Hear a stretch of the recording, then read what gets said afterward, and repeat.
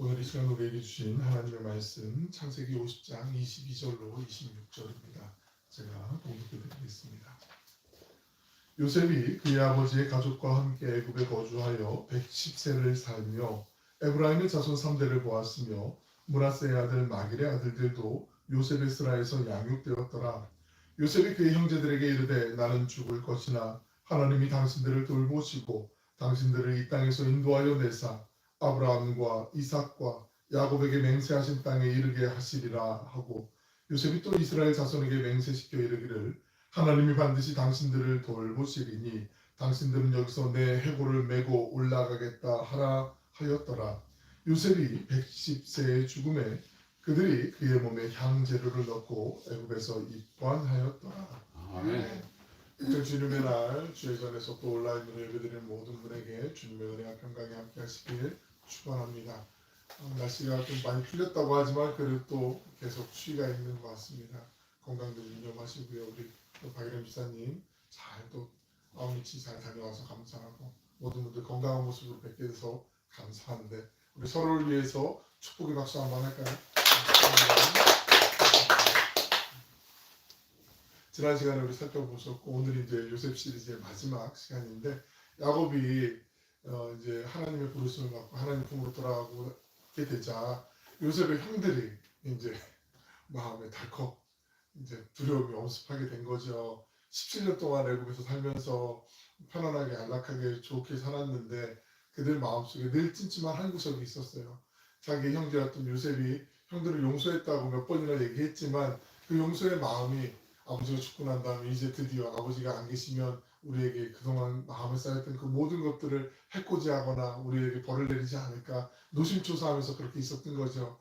그 이야기를 들었던 요셉이 너무나 마음에 아픔이 되고 상처가 되고 형들한테 내가 그래도 충분히 용서를 했다라고 얘기했는데 그게 모자랐나 아마 스스로도 아마 반문하면서 되돌아보는 시간들이 있었을 것 같아요. 많이 눈물을 흘리게 되고 형들을 다시 만나게 되면서 형들과 함께 얘기를 하죠. 그러면서 창세기에 정말 정수와도 같은 요셉 시리즈의 가장 핵심이라고 할 수 있는 말씀 창세기 50장 20절의 말씀을 다시 한번 요셉이 들려주게 되죠. 말씀을 읽어드리면 당신들은 나를 해하려 하였으나 하나님은 그것을 선으로 바꾸사 오늘과 같이 많은 백성의 생명을 구원하게 하셨다라고 그렇게 이야기하면서 내가 형들하고 형들 자손들 다 돌봐줄게 염려하지 마 힘들어하지 마 하나님이 우리를 선으로 이기게 하셨어 라고 그렇게 이야기했던 장면 우리가 바라보게 되잖아요. 그런데 그랬던 요셉이 이제 또 하나님의 부르심을 받게 되는 그 장면을 맞이하게 됩니다. 요셉도 이 땅에서의 삶을 마치게 되지요. 죽음의 자리는 어떤 꾸밈이나 속임수가 있을 수 없잖아요. 그거 죽음 갖고 장난할 수 없는 거잖아요. 내가 정해서 가는 게 아니고 하나님이 불러주셔야만 그때에 대해서 우리가 돌아가게 되는 거니까 그때는 정말 누구도 예외 없이 냉정하게 하나님이 부르실 순간만을 바라보게 되는 거 아니겠습니까? 일평생 하나님만을 바라보고 하나님의 꿈을 가슴에 품고 올곧게 살아왔던 그 요셉은 마지막 그 하나님의 부르심의 그 순간에까지도 하나님의 꿈을 마음에 간직하며 그 희망을 전하며 그 시간을 맞이하게 돼요. 하나님이 계속해서 우리의 형제들과 또 자손들을 돌보아 주실 것을 기대하며 확신하며 그 희망을 전하게 되고 그리고 그 속에서 어떤 상황이 벌어지다 할지라도 희망을 저버리지 말고 하나님을 믿는 믿음으로 살아갈 것을 유언처럼 그렇게 남기게 되지요. 그 희망 속에 꿈이 담겨져 있습니다. 유언 속에. 우리 본문 24절로 26절의 말씀을 함께 읽어보겠습니다. 시작. 요셉이 그의 형제들에게 이르되 나는 죽을 것이니 하나님이 당신들을 돌보시고 당신들을 이 땅에서 인도하여 내사 아브라함과 이삭과 야곱에게 맹세하신 땅에 이르게 하시리라 하고 요셉이 또 이스라엘 자손에게 맹세시켜 이르기를 하나님이 반드시 당신들을 돌보시니 당신들은 여기서 내 해골을 메고 올라가겠다 하라 하였더라. 요셉이 110세의 죽음에 그들이 그의 몸에서 향을 재료를 넣고 애굽에서 입관하였더라. 지난 시간에 보셨던 것처럼 향재료를 넣고 입간했다는 건 이제 부패하지 않게 그렇게 미이라처럼 만들었다는 얘기죠. 하나님께서 당신의 백성을 반드시 찾아올 것이라는 그 요셉의 유언을 우리 믿음의 사람들 모두가 정말 간직해야 될 중요한 희망적인 유언이죠. 마음의 희망은 우리의 삶의 행동, 태도를 결정하는 중요한 요소이기 때문에 그래요. 하나님께서 언젠가 반드시 다시 올 것이다. 그 믿음을 우리가 갖고 살지 않습니까? 언젠가 주님은 말씀하신 그대로 하늘에서 구름 타고 이 땅에 다시 오실 텐데 그 주님을 기대하면서 살아가는 모습, 그 자세가 얼마나 중요한지를 요한계시록은 분명하게 말씀하고 있습니다. 요한계시록 22장 12절 13절 제가 읽어드릴게요. 보라, 내가 속히 오리니 내가 줄 상이 내게 있어 각 사람에게 그가 행한 대로 갚아주리라. 나는 알파와 오메가요, 처음과 마지막이요, 시작과 마침이라. 주님은 반드시 말씀하신 그대로 이 땅에 오시지요. 다시 오실 때는 재림주로, 심판의 주로, 그리고 하나님의 나라를 완성한 그 주님께서 영원한 하나님의 나라를 펼쳐가시기 위해서 이 땅에 이제 오시는 거죠. 더 이상 우리가 이 땅에서 살아가면서 눈물도 고통도 아픔도 슬픔도 상처도 없는 그 시대를 열어주시는 거죠. 요셉은 하나님께서 찾아오셔서 이스라엘 후손을 약속의 땅으로 인도하실 때까지 자기의 뼈를 고향 땅에 묻지 말라고 그렇게 당부를 하죠. 아버지는 그 고향 땅 가나안 땅에 있는 막벨라굴에 나를 무덤에 나를 안장시켜 달라고 이렇게 부탁을 했지만 요셉도 충분히 그렇게 할 수 있었어요. 하지만 그렇게 하지 말라라고 얘기를 해요. 훗날 나중에 그때가 될 텐데 그때 나의 이 뼈를 해골을 나를 데리고 약속의 땅으로 같이 데려가 달라 그렇게 부탁을 해요. 왜냐하면 그때까지 지하에서 그 요셉이 그 자기의 동족들과 형제들과 후손들과 함께 있기를 원했던 그 마음이 담겨져 있는 거죠. 요셉의 유언은 그 창세기의 그 역사를 우리가 이제 또 다른 장으로 넘어가는데 아주 중요한 이야기가 돼요. 지금 읽었던 말씀이 잘 아시는 것처럼 창세기는 크게 두 부분으로 나눌 수가 있거든요. 1장부터 11장까지 그리고 12장 엄밀하게는 12장 3절까지 그리고 그 이후에 50장까지 오늘 말씀 마지막 부분까지 이렇게 두 달라고 나눌 수 있는데 1장에 하나님이 태초에 천지를 이제 말씀으로 창조하시게 되잖아요. 그 창조 이후에 에덴 동산에서 아담과 하와가 타락하게 돼요. 그리고 하나님이 심판이 있게 되고 그리고 낙원에서 쫓겨나게 되죠. 그러고 난 다음에 하나님이 다시 그 안타까운 모습을 보시면서 회복시켜 주시고 치유하시고 다시 한번 하나님의 자리를 만들어 주시는데 사람은 계속해서 하나님을 등지고 타락하게 되고 죄를 짓게 되고 하나님의 심판이 나타나게 되고 그리고 11장에는 잘 아시는 노아의 홍수 이후에 11장에 보시면 잘 아시는 것처럼 바벨탑 사건이 나오게 돼요. 언어를 혼잡하게 하시고 사람들을 다 흩어버리시죠. 그리고 12장에서 이제 아브라함의 이야기가 등장하면서 이제 믿음의 선조 조상이라고 할 수 있는 그 족장들의 이야기가 등장을 하게 돼요. 그래서 아브라함과 이삭과 야곱과 그리고 오늘 요셉까지 이렇게 50장까지 그 족장들의 역사가 쭉 전개가 돼요. 그러고 난 다음에 요셉의 유언을 마지막으로 이제 족장들 이스라엘 믿음의 조상들의 역사에서 이스라엘의 역사를 이제 한 단계 더 이제 진보해서 나아가게 되는 그 교두보 역할을 하는 게 바로 이 대목이거든요. 물론 우리가 아는 것처럼 창세기에서 출애굽기에 넘어가는 그 시간의 간격은 약 400년, 430년 정도 되지만 이제 이스라엘의 역사로 펼쳐지게 되는 그 장면으로 이제 바뀌게 돼요. 또 한 가지 중요한 게 있는데 우리가 그 전까지는 아브라함과 이삭으로 이어졌던 그 믿음의 계보가 이 야곱의 이름이 처음 나란히 아브라함과 이삭과 야곱 이렇게 동등하게 열거가 되거든요. 그러면서 믿음의 족장들의 그 조상들의 계보가 이렇게 완성이 된다라는 것을 오늘 말씀에서 우리에게 제시하고 있어요. 이게 중요한 포인트 중에 하나이니까 기억해 주시면 좋겠어요. 창세기에서 나오는 이야기들, 창세기는 참 재밌거든요. 이게 스토리가 영화나 드라마로 만들어도 괜찮을 만큼 좋은 이야기들이 있는데 그 이야기들의 특징 가운데 하나는 인물의 이야기가 나올 때 그 다음 사람의 이야기하고 같이 서로 유사하게 전개되어 있는 경우들이 많이 있어요. 우리가 살펴봤던 야곱의 이야기와 그 요셉의 이야기가 대표적이에요. 그래서 아버지 야곱의 이야기를 견주어서 요셉의 이야기를 봐도 재미있고 요셉의 이야기를 온전히 이해하기 위해서 야곱의 이야기와 함께 나란히 이렇게 보는 것도 상당히 유익한 좋은 면이 있지요. 야곱과 요셉의 이야기가 서로 유사하게 전개되어 있다는 건 공통된 줄거리가 있고 그 줄거리 구조가 있고 그리고 공통된 주제가 있기 때문이죠. 먼저 공통된 줄거리를 한번 줄거리 구조를 한번 나눠볼게요.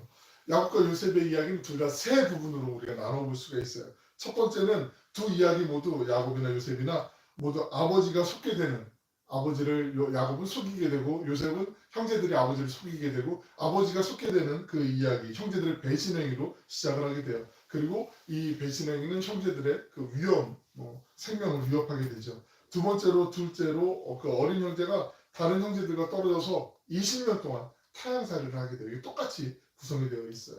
그리고 형제들의 소식은 전혀 언급되지 않아요. 그리고 세 번째로는 20년이 흐른 다음에 형제들 사이에 상봉, 야곱은 에서를 만나게 되고 요셉은 형들을 만나게 되고 그러면서 상봉이 되고 상봉으로 끝나는 게 아니라 또 화해를 하게 돼요. 그러면서 마치 해피엔딩처럼 이렇게 전개가 되죠. 그리고 공통된 주제들이 있어요.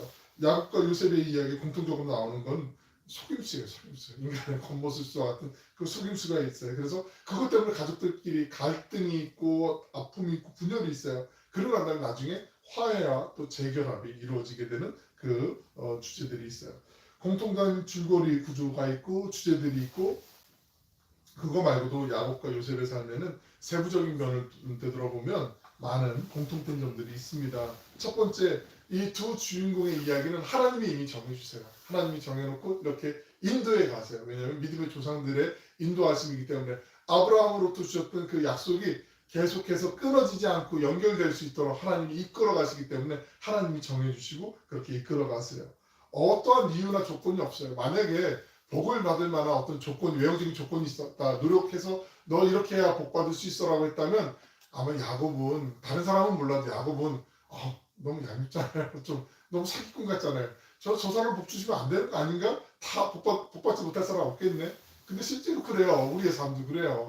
하나님이 야곱도 복을 주셨던 것처럼 우리도 복 주시길 원하신다라는 걸 정말 어떻게 이렇게 보여주실 수 있을까 싶을 정도로 그렇게 나타내 주시는데 하나님이 일방적으로 그냥 사랑을 주시기를 복 주시기를 그렇게 작정하시고 인도에 가세요. 두 번째로 하나님께서 그들에게 삶을 전환시킬 어떤 터닝 포인트 같은 전환점을 주시는데 꿈을 통해서 주세요. 꿈을 통해서. 요셉은 꿈의 사람이고 우리가 알고 있잖아요. 근데 야곱은 형의 그 분노를 피해서 살기를 피해서 이제 외삼촌 라반의 집으로 먼 하란 땅까지 도망갈 때 피신할 때 행로의 곤에서 이제 잠자리를 청하게 되는데 길에서 잠을 자잖아요. 그때 돌 하나를 베개 삼아서 이제 잠을 잤다라고 얘기했잖아요. 돌단을 쌓은 거. 그게 돌 기둥일 수도 있고 재단을 쌓았다고 말씀드렸는데 그때 꿈을 꾸면서 하늘로서 층계가 내려오고 그 층계로 천사들이 오르락내리락 하는 것을 보게 되잖아요. 그러면서 거기서 벳엘 하나님의 집이라는 그 이름을 명명하게 되잖아요. 그 꿈을 통해서 이제 하나님에 대한 그 확신, 하나님의 말씀을 음성 듣게 되는 것처럼 이 주인공들이 꿈을 통해서 이제 하나님을 신뢰하게 되고 이야기가 그렇게 전개가 되게 되죠. 그리고 세 번째로는 다 형제들과 심한 갈등을 겪게 되는 게 있어요. 야곱은 형을 좀 부러워하는 마음의 어떤 갈등이라면 요셉은 아버지의 일반적인 편애 때문에 겪게 되는 그런 갈등이 있었죠. 네 번째로는 또 타지에서 만난 사람들 때문에 겪게 되는 어려움이 있어요. 야곱도 외삼촌 라반으로부터 이제 어려움을 겪게 되는 게 많이 전개되어 있고 요셉은 또 우리가 잘 알고 있는 그 보디발에 의해서 또 어려움 겪기보다는 보디발 아내 줄라이카에 의해서 그런 겪게 되는 그리고 감옥에 이제 갇히면서 그 관원장들 있잖아요. 두 관원장, 술 맡은 관원장과 떡 굽는 관원장. 그 관원장들의 나를 풀어줄 줄 알았는데 풀어주지 않아가지고 또 3년 동안 또 감옥에 있게 되는 이런 어려움들을 이제 타지에서 만난 사람들과 어려움을 겪게 되고 또 한 가지는 타지에서 만나서 여인들과 결혼하게 되죠. 야곱도 먼 타지에 있는 그 라헬과 결혼하게 되고 요셉도 마찬가지로 타지에 있는 여인과 결혼하게 되죠. 그리고 그 타지에서 큰 부와 또 명예를 얻게 되는 그런 공통적인 요소들이 이야기에 담겨져 있습니다. 줄거리의 구조나 어떤 주제나 세부적인 내용에서 공통된 점이 많지만 우리가 야곱하고 요셉 이 두 인물을 놓고 볼 때 느끼는 바는 사뭇 달라요. 야곱 그러면 야곱 좀 인생이 너무 거칠지 않았나? 파란만장하지 않았나? 참 힘들지 않았나? 이런 생각이 먼저 들거든요. 근데 요셉 그러면 요셉은 되게 승승장구한 것 같고 잘 풀린 것 같고 되게 선하게 막 이랬던 것 같은 느낌이 들거든요. 그것도 한번 우리가 잠깐 한번 살펴볼게요. 야곱은 왜 거칠게 느껴졌냐면 그의 그 마음의 욕심, 집념 이거는 내가 꼭 갖고 말 거야 이런 그 자기 아집 이게 너무나 강하기 때문에 모든 것을 다 자기가 풀어가야 되는 어떤 막 정말 다 각계전투를 해야 되는 그런 상황처럼 펼쳐진 이야기들이 많이 있기 때문에 그렇게 다가와요. 요셉은 마치 그냥 순풍에 돛단 것처럼 보일 수가 있거든요. 야곱의 삶이 투쟁과 집념의 삶이었기 때문에 그렇던 거죠. 장자권에 대한 집념으로 아버지의 축복을 받아내게 되잖아요. 그리고 형의 복수가 무서워서 떠나야 됐어요. 잘 아시는 내용이에요. 그리고 그 이후로 다시 어머니의 모습을 보지 못하게 됐죠. 사랑하는 여인과 결혼하겠다는 그 집념 때문에 인색하고 그 고약한 그 장인 밑에서 아무런 돈도 받지 못하고 한 푼 받지 못하고 20년 동안 일을 해야 됐어요. 또한 야복강에서 대명한 낯선 남자, 천사로 알고 있는 천사가 밤새 씨름하면서 그 축복을 받아내려고 하자 나중에는 결국 축복을 받아내지만 평생 동안 그 이후로는 다리를 절게 되는 그런 어려움도 있었고, 또 성급하고 잔인했던 그 자녀들이 세겜성에 있는 모든 사람들 다 죽이게 되잖아요. 그러면서 언제 이 사람들이 나를 복수할지 몰라서 노심초사했던 그런 가슴 졸이면서 살아야 했던 세월들이 있었고, 또 사랑하는 아내 라헬을 길에다가 묻어야 되는 아픔도 있었고, 맏아들 루벤이 자기 소실과 잠자리를 하는 이런 아픔도 수치도 맛봐야 됐었죠. 그리고 자기의 애지중지했던 요셉이 짐승에 찢겨 죽였을 거라는 그런 이야기를 듣고 자기도 어쩔 수 없이 믿을 수밖에 없는 그 상황을 마주하게 되는 아픔도 있었고, 인생의 말년에 그 손녀들이 배고파요 할아버지 하면서 배를 잡고 막 떼굴떼굴 구르는 이런 모습들도 볼 수밖에 없는 그 기근도 당하게 했던 그런 정말 참담한 삶의 자리를 거친 풍파처럼 살아왔던 힘겨운 삶이었음을 우리가 바라보게 돼요. 그런데 아무리 이 야곱이 이렇게 힘겨운 풍파를 살아왔던 삶이라고 해도 요셉처럼 힘겨운 건 아니었어요. 냉정하게 봤습니다. 냉정하게 요셉의 삶을 한번 우리가 팩트 체크하듯이 한번 보겠습니다. 야곱이 유랑 생활을 한 건 맞지만 요셉처럼 노예로 팔리지 않았어요. 부자유하지는 않았단 말이죠. 야곱이 14년 동안 돈 한 푼도 받지 않고 열심히 일을 했지만 이용당했죠. 어찌 보면 자유로운 신분이었고 옆에는 사랑하는 연인이었던 라헬이 있었단 말이죠. 반면에 요셉은 종의 신분이었어요. 그리고 자기를 줄기차게 괴롭히는, 좀 전에 말씀드렸지만 그 애굽의 침례대장의 바로 침례대장의 또 보디발의 아내 그 줄라이카라고 말씀드렸잖아요. 그 줄라이카가 얼마나 괴롭혔어요. 그리고 모함도 하고 얘가 범죄했다라고 이렇게 막 누명도 씌우게 되는 이런 상황도 있었잖아요. 언제 죽을지 모르는 죄수가 되어서 감옥에 갇혀 있었잖아요. 그러고 보면 야곱은 요셉보다 더 힘든 사는 것이 아니었어요. 그런데 야곱이 더 힘들게 살았다고 느껴지는 건 앞서 말씀드린 것처럼 야곱이 그 자기 진영, 아집 이것 때문에 그렇게 느껴지는 거고, 요셉은 철저할 정도로 하나님께 순종했기 때문에 그렇게 순탄하게 살았구나라는 그런 느낌이 우리 안에 남아있는 거죠. 야곱은 진영이 컸던 만큼 하나님께 내가 손들고 항복하기가 쉽지 않았어요. 하나님 조금만 있어봐요. 내가 해볼게요. 막 이런 게 더 많았던 거죠. 하나님의 섭리에 온전히 의지하기보단 내 힘으로 내가 복도 움켜잡고 저거 내가 가질 거야 막 이런 게 더 강했기 때문에 인생의 대부분의 시간을 그렇게 살았던 거죠. 매사에 내가 주도권을 잡으려고 했기 때문에 늘 계획과 계략으로 이렇게 채워졌던 거죠. 반면 요셉은 아버지보다 더 많은 어려움도 있었고 고통도 있었을 텐데 아버지처럼 축복을 내가 움켜쥘 거야 라고 이렇게 살지 않았어요. 아둥바둥하지 않았어요. 어떠한 상황에서든 처지에서든 철저할 정도로 하나님의 섭리에 나를 맡겼어요. 이 세상의 악과 불의 앞에서도 하나님의 그 복을 제한시키지 않고 그렇게 살았던 거죠. 아마 우리라면 저라면 포기했을 충분한 시간 13년 동안 내가 감옥에 갇혀 있었다고 생각해봐요. 억울하게 하나님도 뭐 계신 게 아닌가 보네. 믿음 저버리게 딱 얼마나 충분한 시간이 14년이면 1, 2년만 그래도 그럴 텐데 하나님 도대체 살아계신 건가 이럴 수 있을 텐데 14년 동안 그랬을 때도 철저하게 하나님의 돌보심 의심하지 않았어요. 어떠한 곤란과 시련한 상황이 있었다 할지라도 하나님이 이끌어 주실 때 선하게 이끌어 주실 거야라는 그 변치 않는 믿음이 있었다라는 거죠. 바로 이런 요셉의 태도 때문에 오히려 요셉이 고통이 많았음에도 불구하고 참 순탄하고 신실하게 살았구나라고 우리가 생각할 수 있는 거죠. 오직 하나님만 바라보고 살았어요. 요셉은 말할 때도 행동할 때도 하나님 중심이었죠. 얼마나 요셉이 하나님 중심으로 살았는지 우리가 알고 있지만 그 성경 구절로 대표적인 것들 한번 복습하는 차원에서 몇 가지만 좀 살펴보겠습니다. 한번 체크해 보실 수 있으면 체크해 주시면 좋을 것 같아요. 이럴 때 이런 상황에서 요셉이 그랬구나. 나도 마음에 좀 새겨야지. 그런 포인트들이 있어요. 첫 번째로는 바로의 그 두 관원장의 꿈을 해석해 줄 때 그때 창세기 40장 8절을 보시면 40장 8절 한 장 넘겨볼까요 우리? 요한이 주무시고 계세요?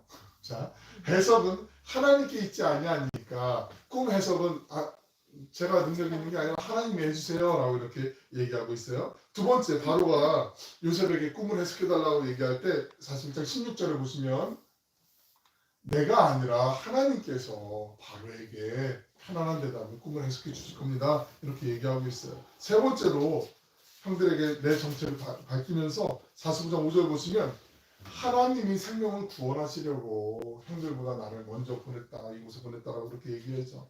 그리고 바로가 그를 총리로 임명하고 난 다음에 아버지를 애굽으로 모시고 오라고 형들에게 얘기할 때 한 절 더 넘기면 9절을 보시면 하나님이 나를 애굽 정국의 주로 세우셨으니 너 얼마나 노력했기에 총리가 된 거야? 이렇게 형들이 마음을 궁금해했었을 때 내가 아니라 하나님이 이렇게 하신 거야 라고 모든 게 다 하나님이 하나님. 그러고 난 다음에 48장 이제 요셉의 아버지 야곱의 유언 때 우리가 잘 알지만 야곱이 요셉의 두 아들을 가리키면서 이 애들이 누구야? 라고 물어볼 때 9절에 보시면 또 넘겨보시면 하나님이 여기서 내게 주신 아들이니라 자식들도 하나님이 주신 거예요 라고 이렇게 신실하게 대답을 하죠. 그리고 죽음이 임박한 자리에 오늘 말씀 본문에서도 요셉은 오직 하나님뿐이었어요. 우리 본문 24절 다시 한번 읽어보실게요. 24절 말씀 시작. 요셉이 그의 형제들에게 이르되 나는 죽을 것이나 하나님이 당신들을 돌보시고 당신들을 이 땅에서 인도하여 내사 아브라함과 이삭과 야곱에게 맹세하신 땅에 이르게 하시리라 하고 모든 게 다 하나님이 나를 하나님이 우리를 하나님이 당신들을 여러분을 다 하나님이야. 이게 참 너무나 부러울 따름이고 본받을 점이고 새겨야 될 거죠. 언제나 하나님께서 전한 목사가 되어주셔서 그 지팡이와 막대기로 보호하시고 인도해 주시고 전적으로 믿었기 때문에 요셉에게는 힘든 삶도 힘들지만 힘듦을 이겨낼 수 있도록 그 마음의 용기가 세워졌던 거 아닌가 다시 한번 되돌아보게 됩니다. 만약에 요셉이 애굽의 총리가 되지 않았더라면 앞서 살펴본 내용처럼 그냥 애굽의 감옥에서 갇혀가지고 억울하게 그 삶을 달리했다면 그래도 요셉이 이런 믿음을 지킬 수 있었을까? 오늘날에도 억울하게 살다가 정말 일평생 모든 시간을 다 낭비하듯이 허비하듯이 다 버리고 난 다음에 가슴에 남는 건 정말 우라밖에 없는 이런 상황 처절한 분들 많잖아요.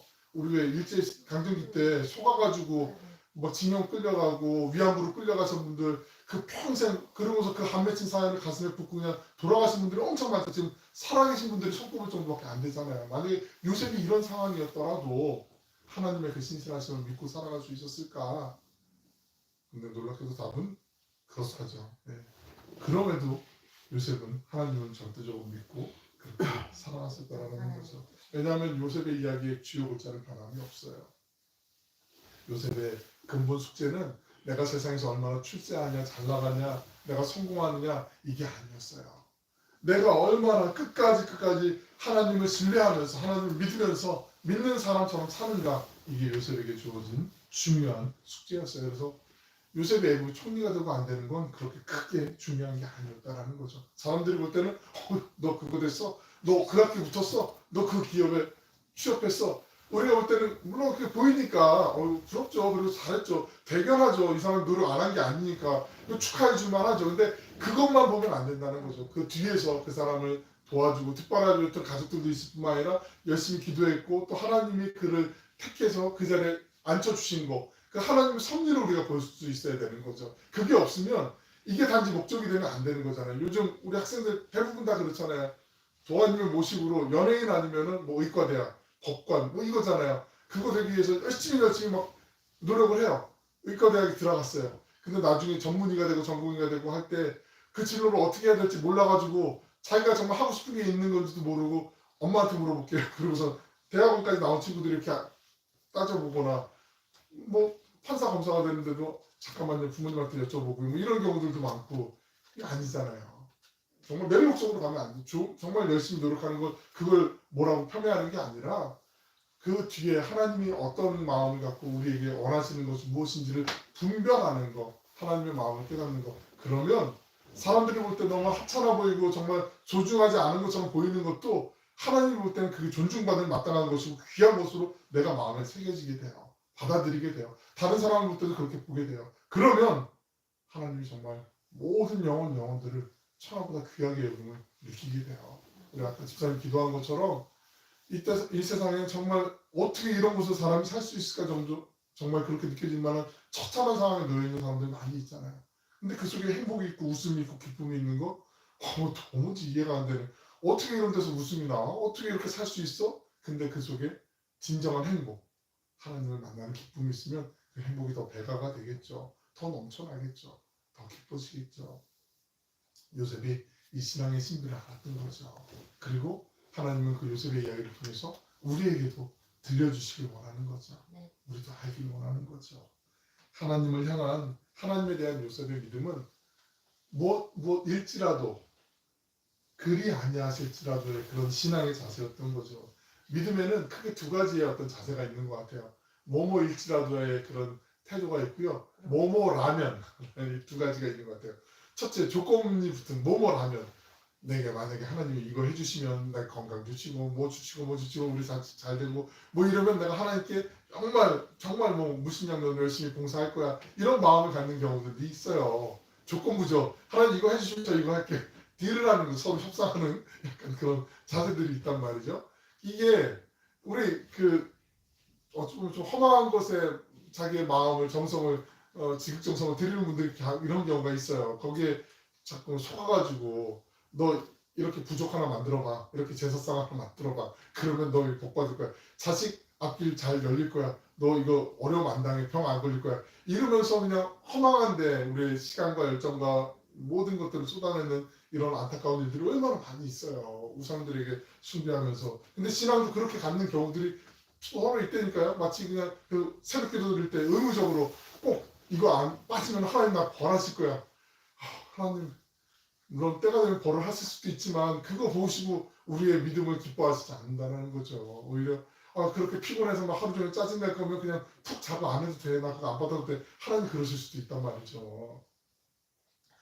한편 요셉처럼 철저한 어떤 믿음의 그 순종의 마음으로 뭐뭐일지라도 이런 믿음의 태도를 갖는 거, 이런 사람들은 내가 어려움을 겪어도 우리 자식이 여기 붙어야 되는데 서울대 안 붙고 옆집 자식이 붙었어도 그래도 하나님 감사하네요, 기뻐하네요. 우리 동네에서 이렇게 서울대도 들어가고 뭐 이런 마음들 있잖아요. 그래 그게 아니하실지라도 감사할 수 있는 마음. 부러워서 배가 아파 죽겠네 이게 아니라 정말 축복하는 마음. 그게 정말 하나님 기뻐하시는 마음 아니겠어요? 요셉의 이야기가 정말 드라마틱하죠. 파란만장한 인생의 굴곡을 헤쳐넘고 막 승리의 모습으로 총리를 우뚝 섰기 때문에 이렇게 드라마틱한 게 아니라 요셉의 이야기의 극적인 것은 이 파란만장한 삶 가운데서도 변함없이 하나님을 믿었기 때문에 그래서 극적인 거죠. 바라기는 우리에게도 이런 요셉의 마음을 좀 품기를 원합니다. 어떠한 억울한 일을 당하든지 간에 어떠한 상처를 받든 간에 어떤 긴장감 속에 살던 간에 하나님을 떠나서는 절대 안 되죠. 우리가 고통스러운 삶의 자리에 있다고 해도 내가 뭐 그렇지 뭐 내 신자가 뭐 이렇지 뭐 내가하지 뭐 거기에 비탄하고 자기 연민에 빠지면 안 돼요. 하나님을 떠난 일이 있어도 절대 안 되는 거죠. 그렇게 되면 우리의 마음이 인격이 뒤틀리게 되고 꼬이게 돼요. 애를 꼬여요. 모든 게 다 꼬이게 된단 말이죠. 병들기 시작해요. 우리 영혼이.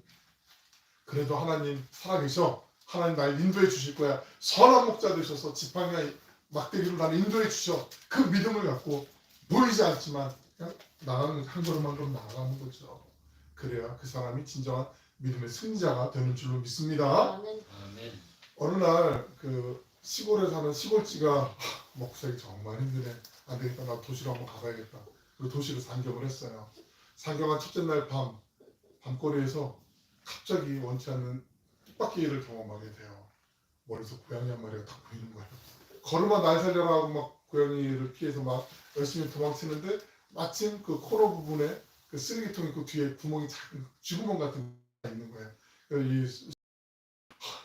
좀 살았네.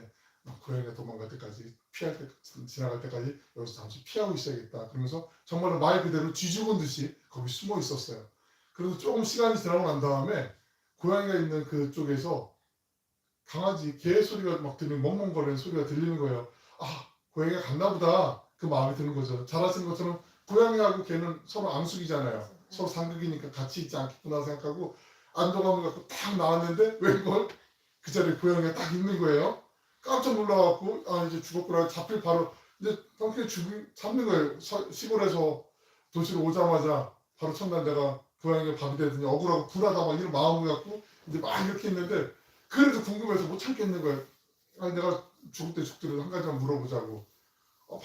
반드시 분명히 방금 전에 여기서 개 짖는 소리가 났는데 어째서 고양이 네가 있냐 이렇게 물어보는 거예요. 그때 고양이가 약간 비웃듯이 한번 웃으면서 이런 얘기를 해요. 이 어렵고 험한 시대를 살아가기 위해서 최소한 2개 국어 정도는 할 줄 알아야 살 수 있다. 이렇게 얘기하는 거죠. 그러니까 고양이도 개 짖는 소리를 낼 수 있었던 거죠. 어쩌면 먹고 살기 위해 고양이가 개의 소리를 내는 것과 같이 녹록하지 않는 그 삶의 현실이 우리에게도 낯설지가 않아요.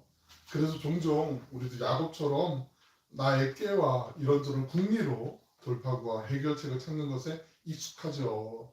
인생의 캄캄함에 해당되는 시간들이 많기 때문에 좀 이렇게도 해봐야지 안 하고 있는 것보다 이게 낫지 않아 이러면서 그렇게 꾀를 내거나 궁리를 할 때가 있어요. 그게 나쁜 건 아닌데 그런데 우리는 하나님을 믿는 하나님이 원하시는 건 그게 아니라 야 나를 좀 봐. 나를 좀 보지 않겠니? 나에게 좀 이야기하지 않겠니? 기도하길 원하시는 거죠. 하나님께 나아오길 원하시는 거죠. 그래서 우리는 나의 노력과 어떤 나의 열심한 그 힘씀이 한계에 부딪힐 때 마치 하나님을 찾고 그분의 도우심을 간구하게 되는 그 야복강 나루에서 이제 형을 만날 날이 다가온 그 야곱의 그 처절함 속에 밤새도록 천사와 씨름했던 그 야곱의 모습처럼 그렇게 하나님을 찾게 될 때가 있어요. 우리가 요셉의 이야기를 통해서 마음에 깊이 새길 것이 있습니다. 우리 눈앞에 보이고 마음에 느껴지는 상황이 아무리 어두운 밤이라고 할지라도 하나님의 성소에 하나님의 등불은 꺼지지 않았다는 거죠. 우리가 하나님의 성소를 향해서 하나님의 등불이 우리를 비춰주고 있는 것을 믿기만 하면 바라보기만 하면 되는 거죠. 아무리 상황이 어두운 밤이라고 할지라도 아직 꺼지지 않은 하나님의 등불이 있다는 사실, 그 사실만 믿으면 돼요. 우리가 마주한 그 캄캄한 현실에서 하나님의 성소를 향해 나아갈 용기만 있으면 되는 거죠. 꺼지지 않는 그 하나님의 등불에 우리의 믿음과 희망을 걸고 나아가면 되죠. 하나님을 향해 흔들림 없는 믿음을 가지면 어두운 현실도 반드시 이겨낼 수 있도록 하나님의 돌파구를 허락해 주시는 줄로 믿습니다. 우리 함께 요셉처럼 하나님을 향해 언제나 뭐뭐라면 아니고 뭐뭐일지라도 그리 아니하실지라도 믿음을 갖고 살아가는 것, 그래서 삶의 두려움과 절망에서 구원의 기쁨과 은혜를 베푸시는 그 하나님의 사랑을 풍성히 누리고 오늘의 열방으로 흘려보내는 요셉처럼 꿈의 사람, 신실한 사람, 형통의 복을 누리고 나누는 그 은혜의 주인공으로 쓰임 받으시길 주님의 이름으로 간절히 축원합니다. 사랑을 하고 풍성하시고 자비로우신 아버지 하나님, 요셉의 이야기를 통해 악한 것도 선으로 바꿔주시는 그 하나님의 사랑을 바라보게 하시고 어떤 상황이나 조건이 아니라 철저하게 하나님만을 신뢰하며 무엇일지라도 그리 아니하실지라도 주님만을 믿으며 살았던 그 요셉의 삶을 나누게 하시니 감사드립니다. 우리가 사는 세상은 날이 갈수록 비정해지고 삶의 자리가 녹록하지 않더라도 온 우주 만물을 창조하고 통치하시며 살아계신 하나님께서 우리의 아버지 되심을 한순간도 잊지 않게 하여 주시옵소서. 인생의 어두운 밤을 걸을 때 성소에 하나님의 등불은 켜져 있음을 기억하며 기도하고 인내로써 우리 믿음의 경주를 달려가는 오늘의 모든 가족들이 되게 하여 주시길 원합니다. 저희 모두 요셉처럼 꿈의 사람, 신실한 사람, 형통의 복을 누리며 나누는 사람이 되어 선한 청지기로 쓰임받길 원하오니 삶의 모든 순간마다 주님의 말씀을 붙잡고 주님과 동행하며 하나님의 기쁨이 되게 하여 주시옵소서. 더욱 굳센 믿음으로 살게 하여 주시옵소서. 사랑이 많으신 예수님의 이름으로 기도 올리옵나이다. 아멘.